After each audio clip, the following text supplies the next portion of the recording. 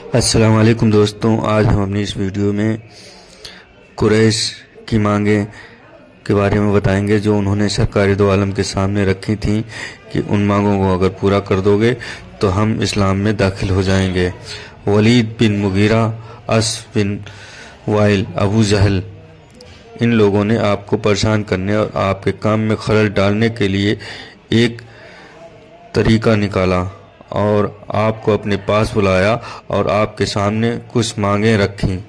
ان لوگوں نے کہا کہ آپ کے نبی ہونے کا ہم اچھی طرح سے بھروسہ کرنا چاہتے ہیں تاکہ ہم بھی سچے دل سے آپ کے نئے دین کو اپنا سکیں۔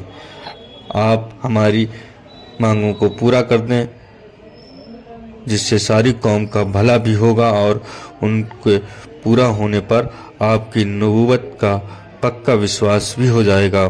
انہوں نے پہلی مانگ رکھی، ہماری پہلی مانگ ہے کہ آپ اپنے رب سے کہہ کر اس شہر کے آس پاس جو پہاڑی سلسلہ ہے اسے ہٹوا دیں تاکہ اپجاؤ زمین مل جائے۔ دوسرا یہ کہ آپ جانتے ہیں کہ ہمارے یہاں پانی کی بہت کمی ہے، اس لیے یہاں پانی کی نہریں نکلوا دیں جس سے چاروں اور ہریالی ہو جائے۔ تیسری بات یہ ہے کہ ہمارے باپ دادا جو مر گئے ہیں انہیں زندہ کر دیں، ان میں قصی بن کلاب ضرور ہو تاکہ وہ آپ کی نبوت کی تصدیق کریں۔ آپ نے ان عقل کے اندھوں پر کی بات سن کر فرمایا، میں اس طرح کی مانگوں کو پورا کرنے کے لیے نہیں بھیجا گیا ہوں، میں تو اللہ کی طرف سے حکم لے کر آیا ہوں اور حق کا پیغام لے کے آیا ہوں جو کہ تم تک پہنچا دیا۔ اگر تم قبول کرتے ہو تو اس میں تمہارا ہی بھلا ہے، اور اگر نہیں مانو گے تو میں صبر کروں گا جب تک کہ اللہ تمہارے اور میرے درمیان کوئی فیصلہ نہیں فرما دے گا۔ جب آپ وہاں سے جانے لگے تو آپ کی پھوپھی عاتقہ بنت عبد المطلب کا بیٹا عبداللہ بن ابی امیہ بن مغیرہ بن عبداللہ بن عمر بن مخزوم اٹھ کر کہنے لگا، اے محمد سرکار دو عالم، آپ کی قوم نے آپ پر جو پیشکش کی اسے آپ نے نہیں مانا، پھر انہوں نے قوم کی بھلائی کے لیے جو مانگیں رکھیں انہیں بھی آپ نے نہیں مانا۔ پھر انہوں نے کہا کہ اگر آپ سچے ہیں تو آپ کا رب آپ کو دولت مند بنا دے، آپ کے لیے محلات کھڑے کر دے، سونے چاندی کے ڈھیر لگا دے اور شاندار باغات آپ کو عطا کر دے، لیکن ایسا بھی آپ نہیں چاہتے۔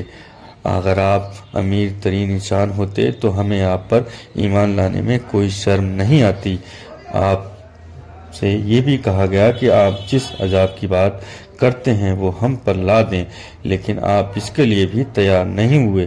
میں آپ پر کبھی ایمان نہیں لاؤں گا جب تک کہ آپ میرے سامنے سیڑھی لگا کر آسمان پر نہیں چڑھ جائیں اور وہاں سے اپنے ساتھ لکھت دستاویز اور 4 فرشتے لے کر نہ آئیں۔